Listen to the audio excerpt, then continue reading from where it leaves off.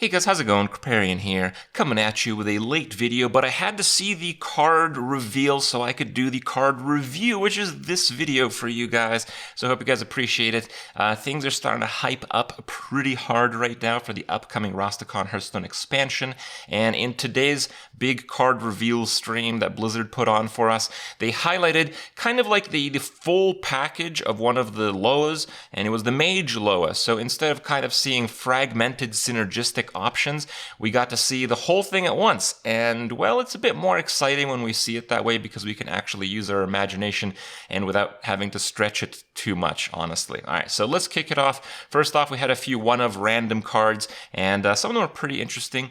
First off, we have Ironhide Direhorn. It is a Druid card, Druid minion, 7 cost, 7/7, and it has an ability, so I guess War Golem kind of gets shit on some more. How about that? Alright, so the overkill mechanic, I've learned since the last video at least that the overkill mechanic can only work on the owner's turn. So basically, you're going to have to attack to actually redeem value from your overkill mechanic. So if you are staring down this minion and you have a bunch of 1/1s, you can safely trade into it because it will not trigger the overkill. The overkill is kind of like Magic's trample damage if you really want a good understanding of how it works. So how good is this card? Well, in Arena, it's fantastic because in Arena, you typically do go to the late game. You typically do need some late game minions. And really what's important in Arena is having really high quality late game minions, and this is a very high quality late game minion. In Constructed, however, how many overkills can you really expect to get? One? Probably one. So, you know, if you get one overkill, it's like a 7-mana 12/12, which is pretty good, but there's typically better things to do, especially with the consideration that you might not even get that overkill, you know, and it might not even matter. If your opponent is playing like a Zoo Warlock or something, sure, you kill one thing and get a 5/5, but it does nothing the turn that you play it. It doesn't have Taunt, doesn't have Rush, it just doesn't do enough. So it's kind of on very opposite spectrums here, where it's very good in Arena, like it's at least a 4-star card in Arena, very good, maybe even 5. But in Constructed, this card's actually pretty hopeless. There's like no chance this card's going to see considerable play in any kind of competitive deck. So I'm going to have to go straight in the middle and give this card 2.5 stars, as it is a pretty solid card, but I do not have any hope for its Constructed viability. Now the next one, however, while looking quite similar, probably does have a lot of Constructed viability, and it's Undasta. Undasta is a neutral legendary. It is a beast, it has Rush, and it does also have an overkill mechanic, but contrast to the last card that we just saw, the overkill mechanic with Rush makes it playable, well, immediately. It makes you able to trigger the overkill immediately. It does damage to something on the board immediately.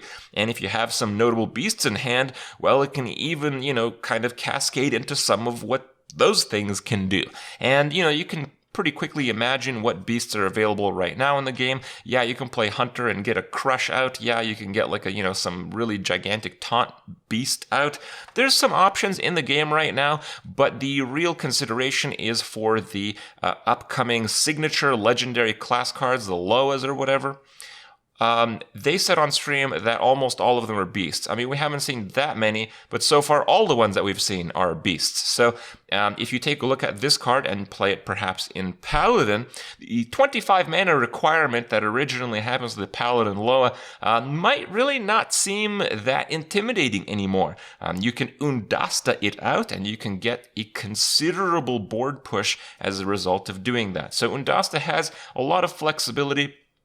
Even though it costs a lot of mana, it certainly looks like a very high power level card. So obviously it's too early to really pinpoint in which exact deck Undasta would fit in, but I imagine it would fit into one of them, or maybe even a few of them if we're lucky. So I would give this card 4.5 stars. I don't really want to give it the 5-star, the meta-defining, absolutely unbelievable card, but I think we're going to see some of Undasta, and I think it's going to be a lot of fun. Contrast to the next card, Gurubashi Chicken, we are not going to see any of this card ever except from our packs. So, you know, I really don't need to go into this, but let's just go into it anyway so we could really understand why this card is absolute garbage. So, Gurubashi Chicken is a 1-mana 1/1 with the overkill of gaining 5 attack. Okay, so it has to stay alive a turn, and then attack, and then kill something, and then not die, and then it gets the attack buff. But then it gets the attack buff and can't attack again. So then your opponent's like, oh, hey, wow, wow, you did it, boy, you did it. You actually buffed the attack of the Gurubashi chicken, but it has like 1 health left, so I'm just going to kill it now before its attack actually becomes relevant. This is like the worst card ever. This is so bad. It's like a challenge to actually make this card do anything in any deck ever. All right, it's worse than Angry Chicken. At Angry Chicken, you can buff it and ping it, and the surprise factor lets you actually use that extra damage on the same turn that you get to attack with it. With this card, it has to be in play 3 turns to actually use the overkill mechanic. That's mind-blowingly bad, right? I mean, this card can easily be like a 1-mana 1/2 and still be just as bad. So that's how you know it's horrible. So the only way you could really make this card work is give it like Wind Fury. So you play Gurubashi Chicken, you buff it by a hell of a lot of stats so it can survive another couple turns somehow.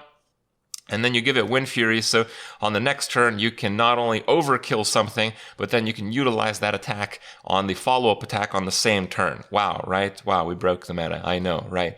Honestly, this card is so bad. The only thing good about this card is that when you open up a pack and the Innkeeper's like, oh, rare. Well, this card's not going to be in that slot. You're not going to be plagued by absolute trash tier rares in your packs.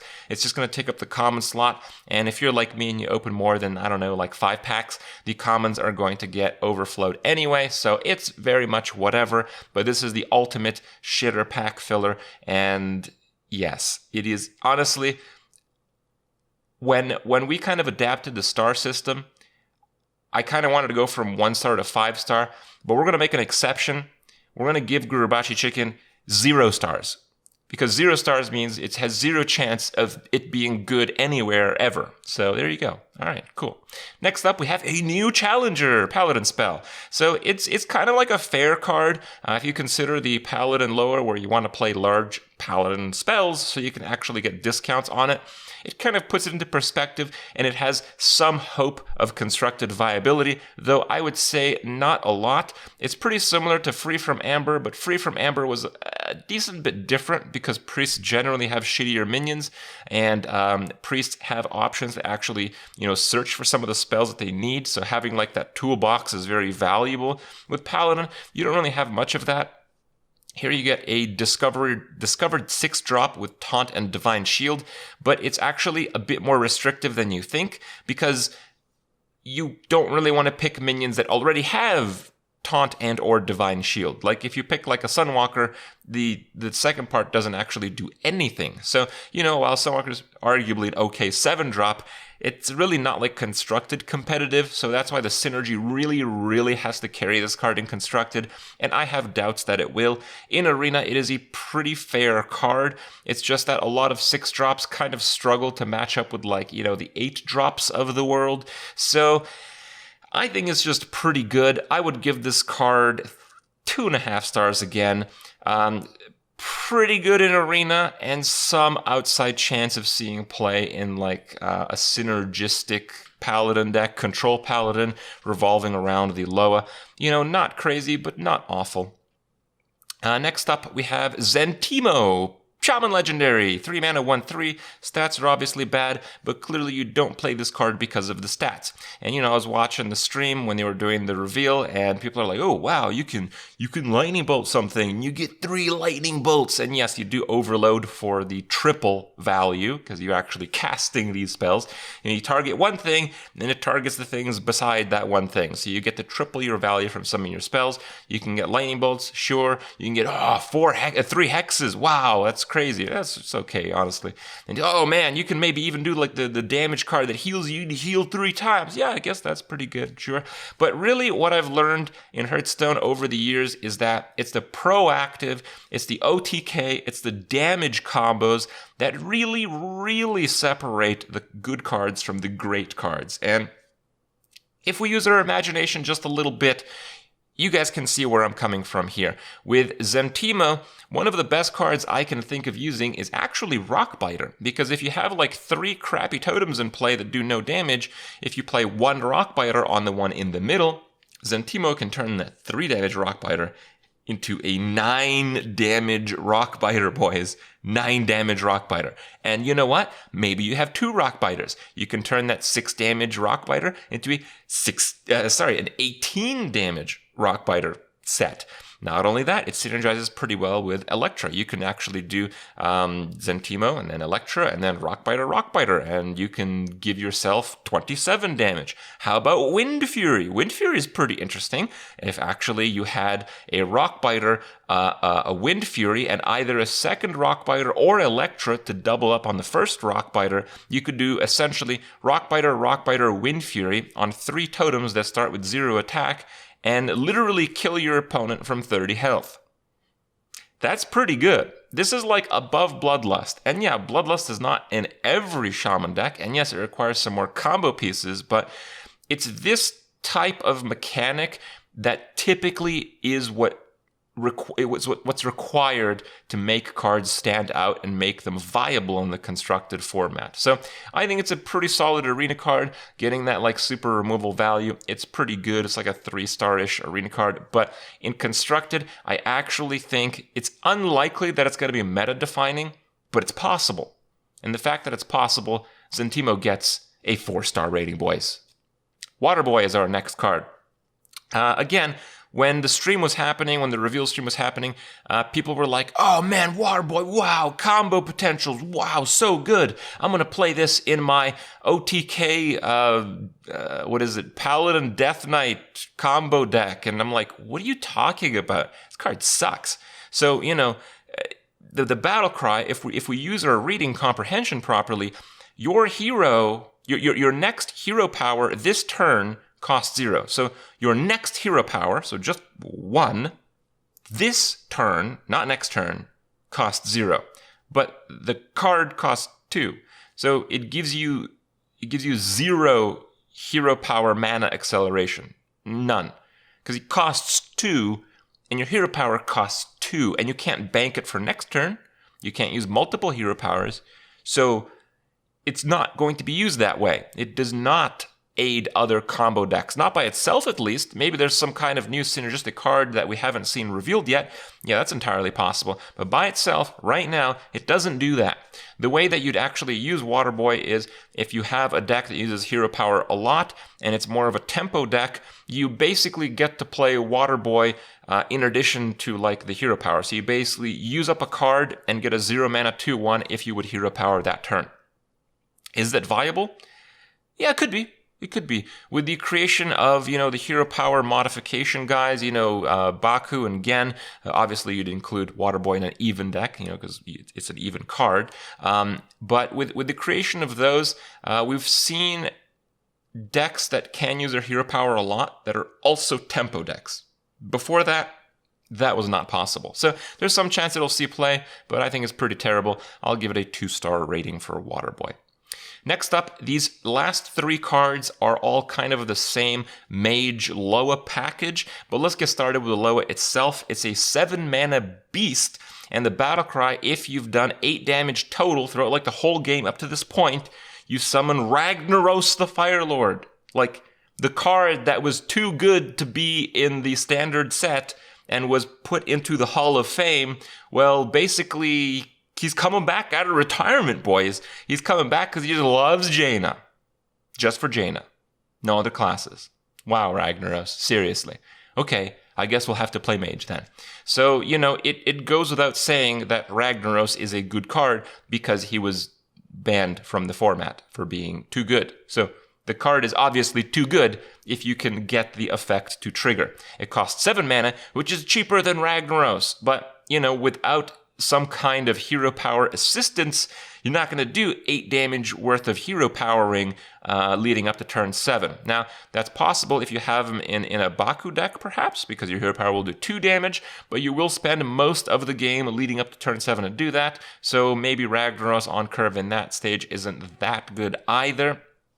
But there are a few interesting things here. There are certainly some hero power accelerant tools that we'll talk about in a moment. But before that, to round out this card, there is some synergy with bounce effects. So you could possibly play this and panda it back. Yes, it's a lot of mana, but Ragnaros is that good, guys. It is that good. The other aspect is this might actually be a very good card when discovered from like a Jeweled Macaw because, well, hunters do damage with their hero power, and some hunters just play that card anyway, and it's also a beast. So how about that? Some of the random cross-class, highlights on YouTube are eventually going to feature this card. All right, it's a pretty good card as it turns out. I think it's actually a very good card. I think it is, in fact, possibly meta-defining. So I will actually give this card the full 5 stars, boys. It's a 5-star card. That's right, it is. Next up, I want to give you guys the Mage Spirit, Spirit of the Dragonhawk. Same stats, same abilities. So it has stealth for 1 turn. So when you play it, it has stealth. Next turn, loses stealth. Yeah, 2 mana. 0/3, same stats as all the other spirits, and your hero power also targets adjacent minions. So your hero power, instead of doing 1 damage, you can play this and have it do 3 damage. Obviously, you can't play this in an odd deck. You can't like Baku this, otherwise that would be actually pretty insane. But it's still pretty insane because, it's very unlikely that this would die the turn that you play it. You play it, you use your hero power, you just did 3, probably won't die because it has stealth. Next turn starts, it's still in play. Use your hero power, you deal another 3. So in 2 turns, you can do 6 damage through your hero power, which makes the previous Loa very viable. It's also just a very good effect. Being able to use your hero power and target multiple things at once, basically converting your hero power into more or less of a board clear. I'd say it's rather powerful. So I'd say the Spirit of the Dragonhawk is a pretty powerful card. I don't know if it's essential to the previous card, so I don't really want to include it in the 5-star package, but I will include it on the 4-star rating. Last card of the night here, Daring Fireeater. It's a 1-cost 1/1 Battlecry. Your hero power this turn deals 2 more damage. So this card is actually very good. If you think about it, it's like a 3 mana 1/1, and you can just deal 3 damage to something. It's literally 3 mana for 3 damage plus a guy in play. It's just pretty good in like any deck. So it's actually still very good in Arena as a result. Yeah, it's just a good card. Now, if you consider the synergy with the Loas, well, it's a really good card. If you have like the previous 2 cards in play, well, the previous one at least, the Spirit, so your hero power targets adjacent minions, you can basically have the Spirit in play, you play the Fireeater, and you can deal 3 to something and the adjacent something. So you can deal like 9 damage across 3 bodies, which is also very good. And that's 9 damage with 1 hero power, so obviously it's going to activate your Loa very quickly. Daring Fireeater is going to be a very good arena card, and it has strong potential to see play in just about every form of the Mage Loa, so I have to make it. I have to do it. It's gotta be 5 stars, boys. It's a 5-star card. It's just about useful everywhere, and I believe it has a strong chance to kind of define at least the Mage meta for the next set. But wait, there's more! Turns out our good friends at Blizzard Brazil or whatever, South America something, kind of leaked some cards for them. So we have an extended card review session today, and it features the Warlock package as well. When the reveal stream started, basically the chat got to pick if they want to highlight the Mage deck or the Warlock deck. Well, it turns out there was some confusion among the different Blizzards around the world, and they revealed the other deck that we didn't pick in addition to the one that we did pick. So good news for us, bad news for some of them, I suppose, probably. These cards might not be 100% perfectly translated, but we can kind of get the idea of their power level nonetheless. So the first one here is a 6-cost 6/6 Warlock card, and the Battlecry adds 3 random cards you discarded this game to your hand. So it's kind of like reverse discard. While 6 mana 6/6 is nothing that you really are excited to include in your deck like ever in Constructed, it's certainly very cool. It's very cool that you can recycle cards you discarded. It makes the discard mechanic a lot less punishing if you can actually get them back. That's very cool. So I love that this card is in the game. I don't know how useful it's really going to be, but judging by the next few cards, it might be more useful than we think. I'm I'm going to be a bit quick to judge and say this card is not going to be played because it's just a bit too much mana for that effect. Like a 6 mana 6/6 without Taunt, without Rush, without really anything else other than card recovery, I think is just too low power level for Constructed. And in Arena, the truth is, you just don't discard that many cards. So it's a pretty low power level card overall, but who knows, the synergy might, just get out of hand. I would give it a 3 stars. It's good, it's synergistic. I just think it's not quite good enough in either game mode, but honestly, with a card like this, I hope to be wrong. Next up, we have Screech. It's a 1 mana Warlock spell. Discard your lowest card, deal 2 damage to all minions. It's a 1 mana board clear. Yes, you discard a card, but the selective discard has come into Hearthstone, boys. We've seen this mechanic in other card games, and I praised it. I think it's a very smart way to do discard, where, you're not just discarding a random card, you're discarding a card that you can usually choose. It's RNG, but it's RNG that you can plan for. If your lowest cost card is like a 5 mana combo piece, then you just don't play Screech, or you choose whether it's worth it to play that card at that point. I love this card design. It's perfect. Some of you that haven't played with this type of discard mechanic, I guarantee you will like it very much.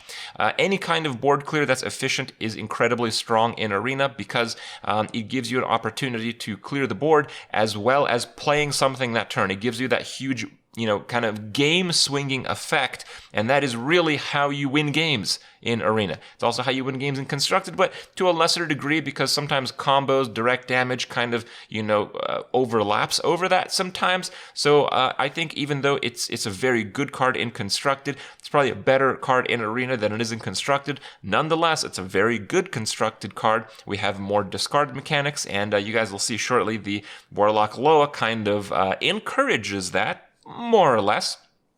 So it's still very powerful. I would easily give this card 4 stars. I don't know if it's quite meta-defining, but it will be very good for sure. Next up, we have a 3-cost 2/6 Taunt. Wow, that's so many stats. Yes, but you have to discard a card. But it's once again the same mechanic as the last card where you have to discard your lowest cost card, which makes it actually pretty fair once again. Getting 2/6 worth of Taunt, I think it's, enough stats to possibly see play in a zoo deck, especially because in a zoo deck, you probably have some 1-drop you don't exactly need at that point. So it's a very flexible card. I think in Arena, it's going to be very good. Any kind of large Taunts in Arena is very good. Possible play in Constructed, in zoo, possible in some kind of mid-range, possible in some kind of Aloha deck, possible in some kind of control deck. So a lot of chances for this card to see play. I would give it 4 stars as a result. I'm sure it'll end up somewhere. And finally, we're going to conclude with the Warlock Legendary Aloha. It is a 4-cost 3/4 Taunt lifesteal, and whenever you discard this card, you add 2 copies of it to your hand. Holy crap! This card's crazy. Like crazy. Like not a little crazy, like a lot crazy. It's just a good card by itself. If this is just a card that you played without that second ability, 4-cost 3/4 lifesteal Taunt, some people would play it. It's just pretty good as it is, but it really fuels the discard mechanic. We just saw 2 cards that discard the lowest cost card in your hand. Well, if it's this one, you're literally multiplying it. It's insane. In the discard world, this is insane. The thing is, in Arena, I don't think you're going to be getting that much of the discard packages. I don't think you're going to be discarding a whole lot of cards, let alone drafting this one. So in Arena, it's just pretty good. But in Constructed, I think this might actually be meta-defining. This card just seems really crazy power level, hugely synergistic, and likely to generate a deck of its own. So without a doubt, we give our final card of today 5 full stars, boys. Easy game. So a lot of cards revealed today, a lot of cards reviewed today. In the upcoming days, the influencer card reveals are happening. So get ready for more videos like this one. Let me know what you think. Let me know if you enjoyed it, and I'll see you tomorrow.